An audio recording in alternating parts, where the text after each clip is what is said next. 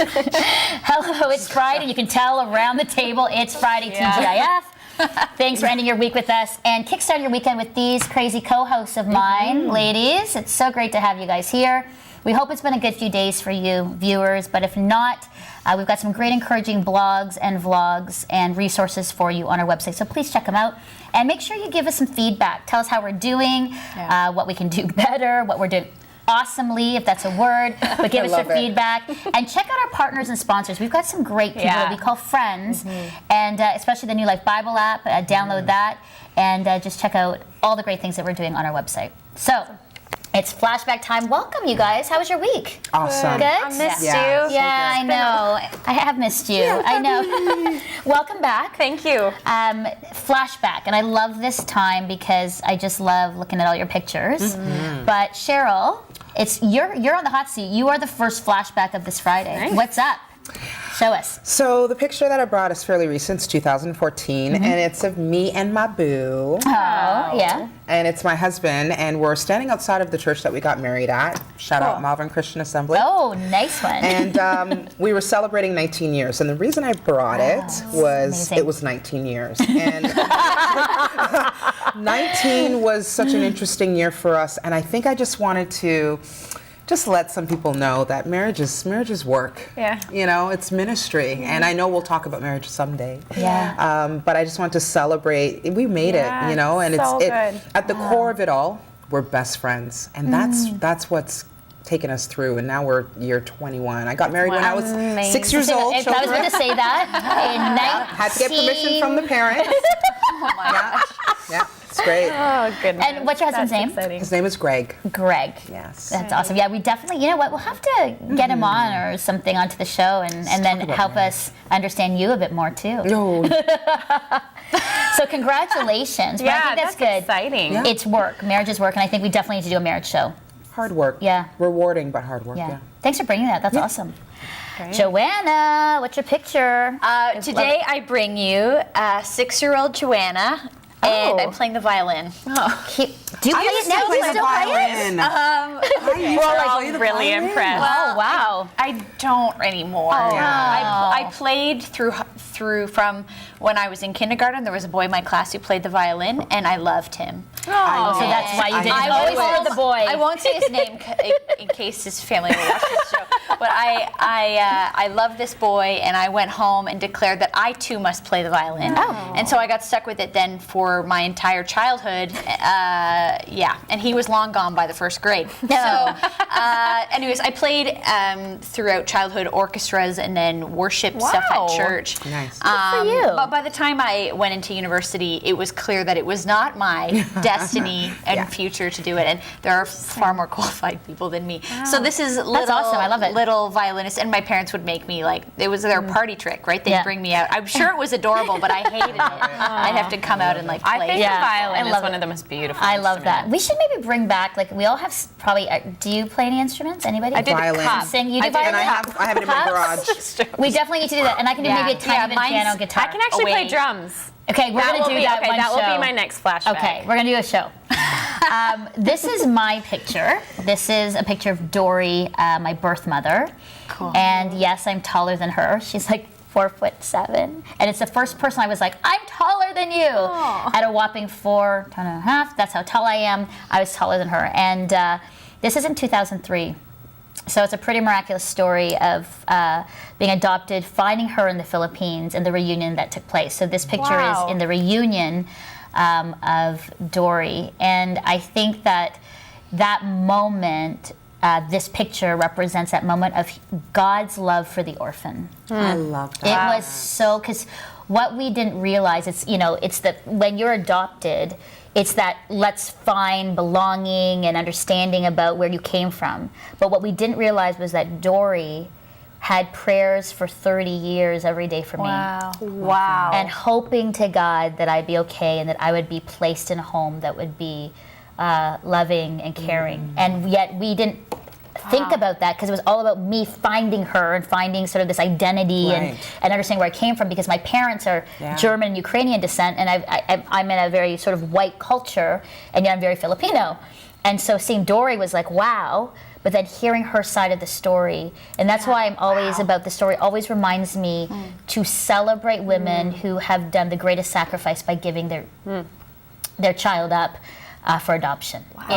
There's one thing to adopt, and we celebrate those people bringing another child into their home, but sometimes we forget the Dories where we say we need to remember the women who sacrifice giving up their child for a better Can I life. just thank you for saying that, because too often we villainize these women.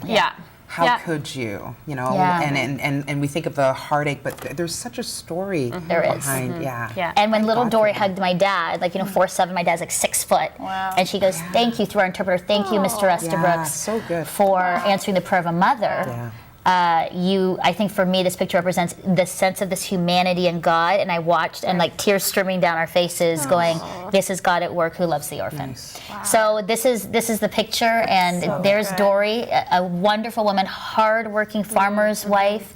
And I'll be sharing more about that throughout the show, but that's the story, and that's 2003. So hi, Dory, if you're watching in the Philippines, this is a shout out to you. Great. Yeah. And I think now it's Kim. It's Kim. Yeah, good. Kim, because I know, sorry, Kim. getting I'm excited. sorry, Kim. I forgot to let people know that you're waiting there in Nashville with your flashback story. So, Kim, take it away. What's your picture about? Yes, I'm here, I'm listening. Hi, you gals. Thanks a lot, Melinda. So I'm tearing up over here, and then I got my picture to show. Yeah, so this one is, several years ago. I think I was a new single mom. I'm going to say that probably in everything. So Kai was maybe 8 and Serena 5, or maybe they were 9 and 6, something like that. And I don't know. Listen, we hung out a lot together, So I'm like, hey, you guys want to do this chocolate face mask thing? And, they're like, what do you mean? Like, so you said chocolate? And like, yeah, my son is a chocolate-aholic, my son. And he's like, so you're saying we put it on our face, like, there's no eating of the chocolate? Or, so we put on these chocolate face masks, and I love this picture. Like, look at Kai's face. It's Bryson and Serena too. She's nuts. And they have this mask on their face because that's what you do on a Friday night when you've got nothing else to do with your kids. And I remember also Kai like, it burns. And that's my flashback. That's it. Chocolate face masks. Fun, good times. Now they're, 16 and 13, so they don't do that stuff with me anymore. But it was fun. Okay, Abby, you gotta have something crazy for me. Awesome. That's so great. I love hearing from Kim. Okay, my flashback, I don't have a picture. I'll put one up on the blog. But I've got a mark on my body. And my flashback is... This is my rat. So I'm actually flashbacking to... is that a word? Flashbacking? Yeah. It is today. To a very spontaneous day. So a couple months ago, I decided kind of spontaneously to move across the country. And I went up to go see actually my boyfriend's family. We were saying goodbye to, and in Nanaimo, BC. And we were just driving around. It was myself, his mom, and his 4 sisters. And we were driving around. And we're like, what should we do? And I was like, we should do something crazy today, like get our nose pierced or get a tattoo. And I'm trying to convince his mom to get her nose pierced, and she has yet to do it. She will. And anyway, so we ended up at the tattoo parlor. Just that's what you would do. I love it. That's what you would do. As one does. As one does. Don't do this at home, kids, by the way. Don't follow me. So I decided to get this tattoo. I had been thinking about it for a while. Okay. So this is why. And actually, the initial one I wanted, they wouldn't do. So I actually wanted it on my finger because that's kind of, discreet. But nobody tattoos fingers because apparently it doesn't stay. So ended up getting it on my arm right where everybody can see it.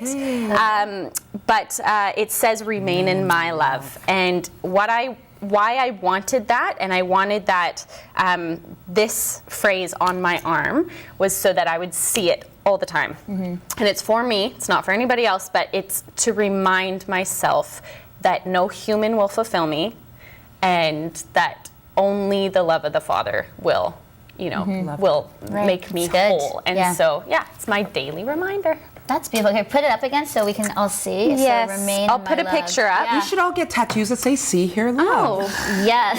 Right. And I'm like, You go first. I know. You go first. But good idea, Right. Good idea. If you want to do something crazy, I'm Cheryl. not like I was that girl that was like, oh, I don't know, tattoos are so permanent. I don't think I'll ever do that. And then I just was like, I went through the season and I was like, it's very significant to me. I want that reminder. I love that. Remain in my love. I love that. Yep. Thanks, guys. I love, again, seeing your pictures, knowing a little bit more about you. It's going to be interesting that in the year or so, as it goes by and we see all these things, it'll be like, wow, look at all the information we have about all of our friends and co-hosts that we have, on our website and whatnot. It's great. Well, a Friday wouldn't be the same without our favorite things, which is one of my favorite times of the week. Too. And today our favorite thing is our favorite song lyric and why. And again, we have no idea. Viewers, just so you know, we don't plan this. We sort of throw out the topic and then we're like, okay, let's just hear it on set. Yeah. So we have no idea. Yes. So Cheryl, you're going to kick it off with, yes, you're always a star person. Do it, girl. Yeah. Your favorite song lyric and why. Okay, this is such a favorite song of mine. In fact, I played it on the way in. Okay. And hilarious. You would not think that I'm not a crier because I have been pretty emotional on this show, but this song makes me cry every time. It is "We Dance" by Bethel. Okay. And I'll just read I'll just read the first verse, which gets me all the time. It says, "You steady me, slow and sweet. We sway, take the lead, and I will follow. Finally ready now to close my eyes and just believe that you won't lead me where you don't go."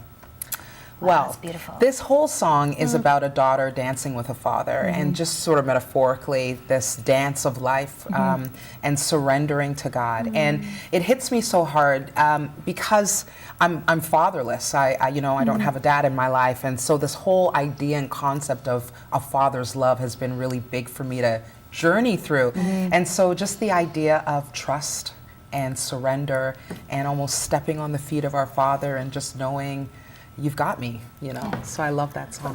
That is, and I actually see the imagery of that, dancing with the father, like on his, we dance. on his like shoes and dancing around. Oh, that's beautiful. Thanks. So good. Joanna, your lyric. Oh, there are Favorite so lyric, many. yes. Even in this moment, I'm like, I know. Is that your final answer? Like, which way to go? I think something that I come back to over and over is a hymn. And turn your eyes upon Jesus, look full in his wonderful face, and the things of earth will look strangely dim in the light of his glory. Love it. And grace. And that's something that I think I'll offer to the table today because it's one that's been with me for probably one of the longest. There's lots of songs I love off the radio. There's lots of songs that are more fresh off the latest albums of worship songs, but that song's been with me, and it's just this like reset, like refix, like turn your eyes, like we're constantly needing, and that's why I love church. That's what I always talk about church. Church is the place where I fix my eyes because all week we wander all over the place, and then we lock back in every week. That's so it just resets my perspective. That's awesome. I'm sensing this sort of like same theme of like worship type songs because mine is too. This is the lyric: "Who brings our chaos back into order? Who makes the orphan a son and daughter?" Yeah.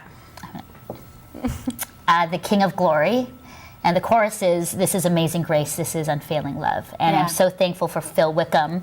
The song is called "This is Amazing Grace." And just as I was sharing about my the picture flashback, every time, like it could be fast with like drums and loud, or it could be, I've heard it in acoustic.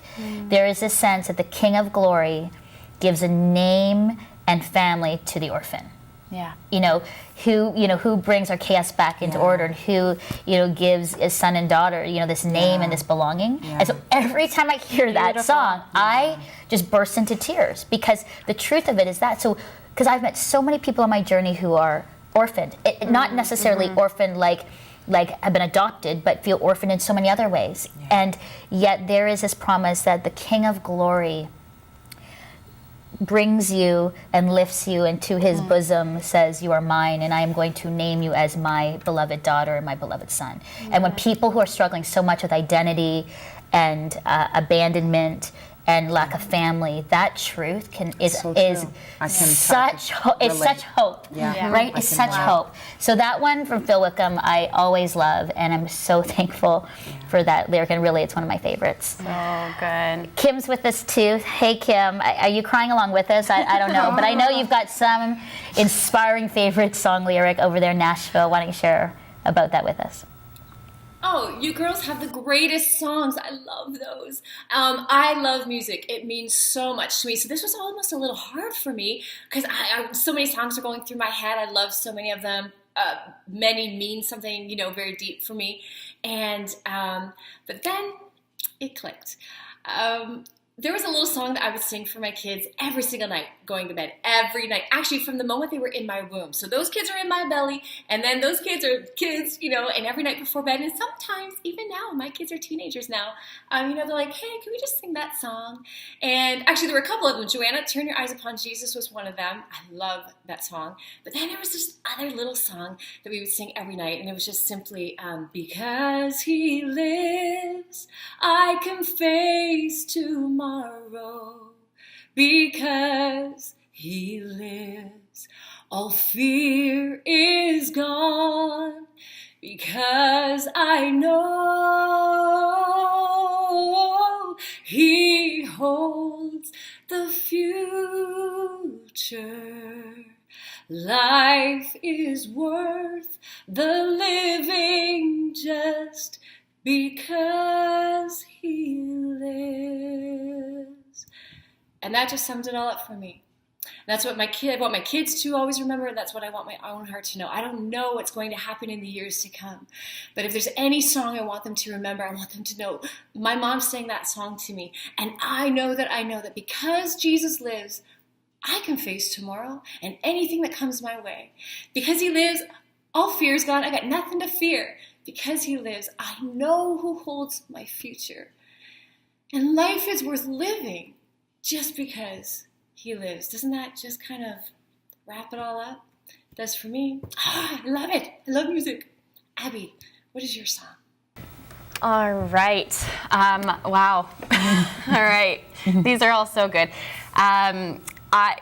Like you said, I'm still in my head. I'm thinking of all these songs, all these lyrics. Worship-wise, the Stephanie Gretzinger album got me through so much, but I can't pick just one, so I've decided to go outside of that little bubble, and I am picking Fight Song by Rachel Platten. So I was actually in the car one time with my roommate, and the song came on, and she was like, every time this song comes on, I think of you. This is your song. And I was like, really? That means so much. So the first verse is like a small boat on the ocean, sending big waves into motion. Like how a single word can make a heart open. I might only have one match, but I can make an explosion. And then the chorus, this is my fight song, take back my life song. Prove I'm all right song, my power's turned on. Starting right now, I'll be strong, I'll play my fight song, and I don't really care if nobody else believes, because I've got a lot of fight left in me. And I love that, because it's just like, I thought I was knocked down, I thought the devil tried, and I got back up, and thanks to people around me. I love how on your favorite quote from last week, how you said, someone said, today is not your forever. For me, it was my mom saying, choose life. And so that, me choosing life, this is my fight song. I still have it in me. So, It's I amazing. love it. And I feel like it's like, amazing. this is Yeah, I know. No, it's It's Maybe amazing that's our the theme role that song. music and the power that I music has in our know. lives. It really does. I mean, if you think about major moments in your life, yes, many of us, and we've talked about this, have gone to scripture, but a lot of times it's song. It is. Like, I can actually think of every major event of my life, and there's a song attached to it. Yeah, right. Either really tragic song or Soundtrack. an encouraging song that got me through. Right. That is so good. I know these are going to be up on our website. Thank you for sharing that. And you know what? We'll have to do this again because I know there's a ton more songs. We should throw the song up on the website. Show the song up on the We'll do website, that. and then also I think we need to play it violin and Drums. play our favorite songs with all of us. Love it. Well, I hope you had fun along with us today. As you can see, just thanks for joining us today. Don't forget to share our show with your friends. I mean, the success of this show and us to be on the website, is with you supporting and sharing and even donating time and resources to the show as well. So thanks for those that have, and for those that are going to, we thank you so much. Make sure you comment on our blogs and our videos, and we hope you have the best weekend, and we'll see you on Monday. Bye. Bye.